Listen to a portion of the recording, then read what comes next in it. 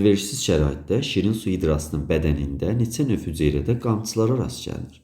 Əlverişsiz şərait dediyi üçün payız fəsli başa düşülür. Çünki əlverişsiz şərait payız nəzərdə tutulur. Hidrada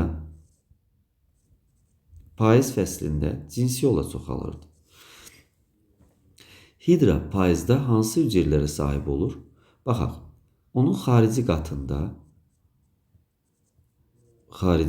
bir də daxili qatında hüceyrələr olur. Daxili qatında 2 tip hüceyrə olurdu. Xarici qatında 6 tip hüceyrə olur.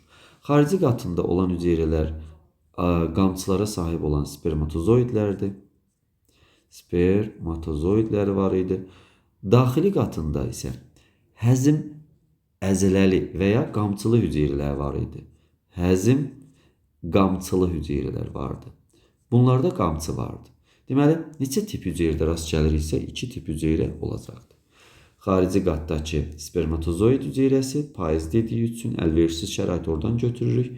Daxili qatdakı hüceyrələr həmişə, yazda, yayda da, onsuz da bu hüceyrələr həmişə vardı. Daim vardı. Bu da həzm qamçılı və yaxud əzələli hüceyrə götürürük. Düzgün cavab 2 olacaq.